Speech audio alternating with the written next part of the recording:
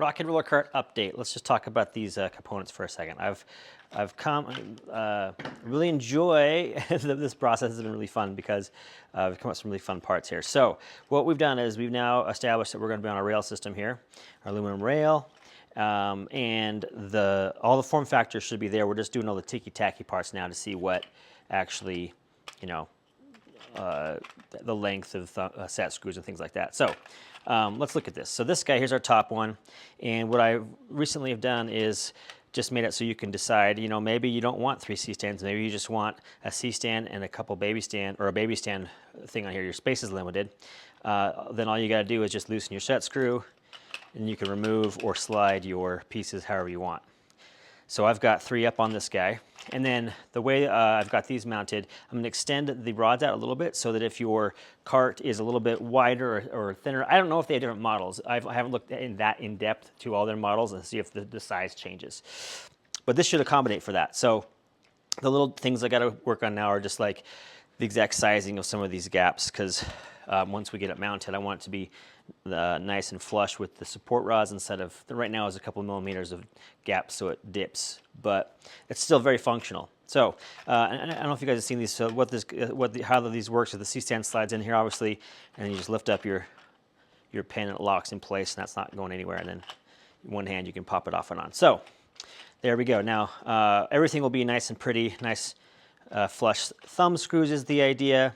Right now I just got a couple of set screws with what I had on hand as we're doing the development. Now on the bottom, it's going to be very similar. Right now I have big set screws on the back, so same thing. So you just decide, you know, maybe you don't need 3 C-stands, so maybe you just do 1 or 2, and then the one's a baby stand, etc. And in the bottom, I like how fast this goes on and off, but for the weight, if you're going to do 3 C-stands, I worry about the longevity of some of this plastic. I could make it thicker; it's not a problem. It would hold it. It would be it would be strong enough. But then would also be taking up some of our space on the bottom rail. So what I'm going to do is going to modify this so it's more like the top rail. So it's just a bracket, and then the screw holds most of the weight from behind. So that should take care of the stresses when we're talking about that stuff. So let's put it on and see how she looks with 3 C-stands.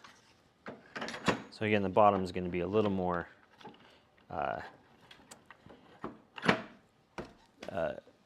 involved next time, but more like the top here.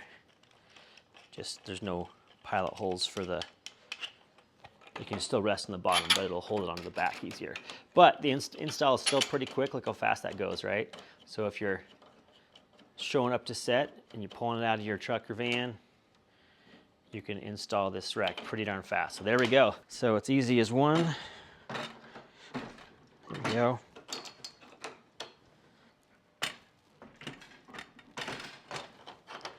2. So there you go. All 3 mounted, ready to go. I know the Rocket Roller Carts, they have a bit of a wiggle to them, and we could probably work on that.